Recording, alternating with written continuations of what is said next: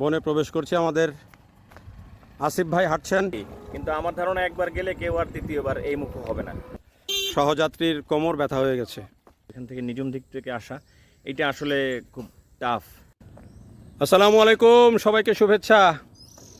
এই যে নিঝুম দ্বীপে এসেছি এবং বেশ লম্বা একটা জার্নি শেষে এখন আমরা বনের মধ্যে আমরা প্রবেশ করছি। যদিও এই রাস্তা খারাপ, কিছুক্ষণ পরপরই রাস্তাঘাট ভাঙা। আমরা অটো নিয়েছিলাম, সেই অটো থেকে নেমে আবার যেতে হয়। কাঠের পুল, তারপরে হচ্ছে রাস্তা ভাঙা। অটোতে যেতে লাগলেও কিন্তু পারফেক্টলি যাওয়া যায় না, রাস্তাঘাটের অবস্থা খারাপ। এই যে দেখেন, বাইক যাওয়ার সময় বোঝা যায় রাস্তা কেমন। এই হলো যে বনের মধ্যে ঢোকার যে সড়কটা, রাস্তা, সেই রাস্তায় আমরা ওই যে আমাদের অটো আগে খালি পাঠিয়ে দিয়েছি, এখন আমরা যাচ্ছি। এতক্ষণ শুধু পানি দেখলাম, পানি, রাস্তা, সড়কে এসেছি আমরা, সড়ক পথে। তারপরে এখন বনে প্রবেশ করছি। আমাদের আসিফ ভাই হাঁটছেন আমার সামনে। আসিফ ভাই, যত হাঁটবেন তত ভালো। এই যে রাস্তা, এই যে ভেঙে গেছে, সড়ক ভেঙে গেছে। আর এই যে পাশে ওই যে ম্যানগ্রোভ বনের মতো যে ছোট ছোট ক্যানেল, সেই ক্যানেলগুলো। এই যে আমাদের আরও টিমমেটরা আসছে, আমরা 9 জন আসছি ঘুরতে। তো ঘুরতে ঘুরতে এই হলো বনের সৌন্দর্য, তারপরে তো পানির সৌন্দর্য পাবো। এই যে আমাদের একজন মিস্টার ভূঁইয়া, হাজী সাহেব ভূঁইয়া, উনি ছবি তুলছেন। উনি প্রতি ঘন্টায় ঘন্টায়, মানে ঘন্টায়ও না, 30 মিনিট পর পর ছবি দিতে হয় ঘুরতে আসলে। এটাও ওনার একটা রোগ, মানে কঠিন রোগ। এই হচ্ছে সড়ক, আমরা যেতে যেতে আপনাদেরকে দেখাবো। যাও, বিসমিল্লাহ বলে যাও।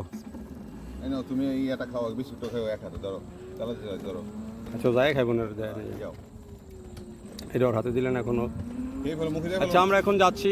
এই যে এইখানে আবার সড়কটা ভালো, দুই দিকে গাছ। জাতীয় উদ্যানের ভিতর দিয়ে যে সড়ক, নিঝুম দ্বীপ জাতীয় উদ্যান যেটি, তার ভিতর দিয়ে যে সড়ক, এটা কি অনেকটা ম্যানগ্রোভ ফরেস্টের মতোই, ম্যানগ্রোভ ফরেস্টই তো। এতক্ষণে এই যে কষ্ট করলাম, জার্নি করলাম, তারপরে এখন এসে মনে হচ্ছে যে ওয়াও, আলহামদুলিল্লাহ, খুব চমৎকার লাগছে এখন এই ফরেস্টের ভিতর দিয়ে যখন যাচ্ছি, রাস্তাটা দিয়ে।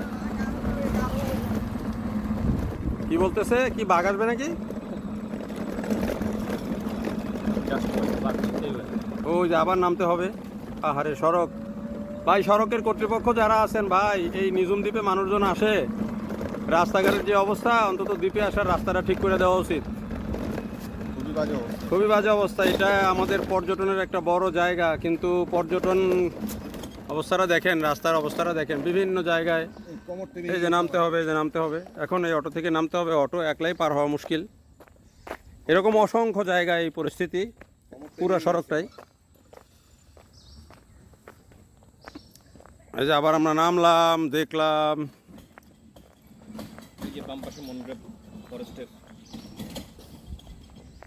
সারোয়ার ভাই, এই যে এতক্ষণে যে কষ্ট করলাম, এখন কেমন মনে হচ্ছে রাস্তাটা? এখন তো ভালো লাগতেছে, আর আসলে আইসা পৌঁছেছি তো এই জন্য ভালো লাগতেছে। কিন্তু নিঝুম দ্বীপের যে ঘাট থেকে এখানে আসা, বিশেষ করে হাতিয়া তমরুদ্দিন থেকে এই মুক্তারিয়া ঘাট আসা এবং এখান থেকে নিঝুম দ্বীপ থেকে আসা, এটা আসলে খুব টাফ। মানে কয়েকটা জায়গাতে তো রাস্তা খুবই বাজে অবস্থা। আসলে মানে এত কষ্ট করে 15-16 ঘন্টার, যদিও জার্নিটা খুব প্লেজেন্ট জার্নি, মানে লঞ্চ পর্যন্ত খুবই ভালো লাগছে, কিন্তু তারপরে রাস্তাতে এসে একটু মানে আসলে লোকজন, আমাদের মতো ঘোরার লোকরাই বিরক্ত হচ্ছে। তা অন্যরা যারা সিজনাল ঘুরে অথবা ভাল লাগে ঘুরতে গেলে, তাদের কেমন লাগতেছে আমার তো আশ্চর্য হচ্ছি আমি। এরপরও এই জায়গাটার উপর কেন নজর দিচ্ছে না সরকার, সেটাই ভাবছি। এই যে আমাদের সাথে আরও একজন আছেন, তিনিও ঘুরেন ফিরেন, আবার এই যে সাংবাদিক, এনটিভির স্পেশাল করেসপন্ডেন্ট। আচ্ছা, এই যে রাস্তাটা নিয়ে আপনি কি বলবেন? রাস্তার ঝাঁকুনিতে যেখানে আমার খিদা লেগে গেছে এবং কোমরে ব্যথা, এই জন্য কিছু খেয়ে নিচ্ছি, পানি খেতে হবে। এমনিতে পরিবেশ খুব সুন্দর, কিন্তু রাস্তাটা খুবই বাজে অবস্থা। কি করণীয়, কি করা দরকার? এটা একটা পর্যটন এলাকা, এটা খুবই বাজে অবস্থা। পর্যটন এলাকায় যদি আপনি পর্যটন আনতে চান, আপনার রাস্তা ভালো করতে হবে, এটা খুবই স্বাভাবিক বিষয়, কিন্তু এটা হচ্ছে না। কেন হচ্ছে না, কর্তৃপক্ষের দেখা উচিত। ওকে, থ্যাংক ইউ। এই যে আবার লোকজন আসছেন, দেখেন দ্বীপের আসল যে স্পট থেকে। তো চলুন আমরা আরও সামনের দিকে আগাই। খেয়াল টেয়াল রাখেন, আমার সময় খেয়াল রাখেন না, দেখা যাবে যে ছিঁড়া। তো যেটা আমরা বলছিলাম যে আসলে সড়কটার দিকে দৃষ্টি দেওয়া দরকার। মানুষের কমিউনিকেশন যদি সহজ করা না যায় তাইলে কিন্তু পর্যটন ভালো হয় না। যদিও অনেকেই অ্যাডভেঞ্চার হিসেবে নেন, কিন্তু আপনি যদি ফ্যামিলি নিয়ে আসতে যান তাহলে কিন্তু আপনার রাস্তা ভালো না হলে ফ্যামিলি বাচ্চাদের নিয়ে আসা কিন্তু এইসব জায়গায় খুবই কঠিন। না, অ্যাডভেঞ্চার একটা জিনিস হলো যে ধরেন রাতে থাকা, যেখানে লোকজন নাই এরকম, কিন্তু এত কষ্ট করে তো আসলে অ্যাডভেঞ্চার হয় না। হ্যাঁ সেটাই, এত কষ্ট করে অ্যাডভেঞ্চার হয় না। করতে আসে না। না, সবচেয়ে বড় কথা হলো যে ফ্যামিলি বাচ্চা তারাও তো দেখতে চায়, তাদের আসতে গেলে কিন্তু এই রাস্তায় খুবই অনুপযোগী। লঞ্চ পর্যন্ত ভেরি ফাইন, বাট এই পরে এসে কিন্তু একটু বেশ কষ্টের। ঢোকার পর যে অবস্থা, যে বিরক্তিকর অবস্থা, হ্যাঁ আমার ধারণা যারা প্রথম আসে তারা হয়তো একটু এসে যেহেতু পড়েছি, হ্যাঁ একটু ঘুরে যাই। হ্যাঁ, আর যাওয়ার পরে আমার ধারণা যে ওই যে বানর যেহেতু ওই যে দেখেন ঘুরে বানরের লেজ যেহেতু আমারটা কাটা গেছে, সবারটাই কাটা যাক। একটু করে সবাইকে বলে যে আপনারাও এসে একটু দেখে যান না। আবার নামতে হবে, নামে এই যে রাস্তা আবার নামতে হবে আমাদের। এই নামা ওঠা। এই হলো পরিস্থিতি, এই যে ফরেস্টের অবস্থা।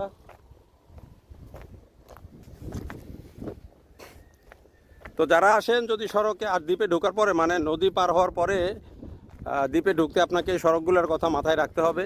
তার আগেও কিছু খারাপ সড়ক আছে, তারপরেও আমরা এসেছি, এসে যখন পড়েছি তখন তো ঘুরতে হবে।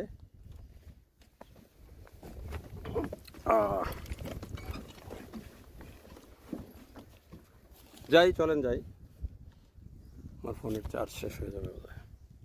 যাও যাও যাও যাও।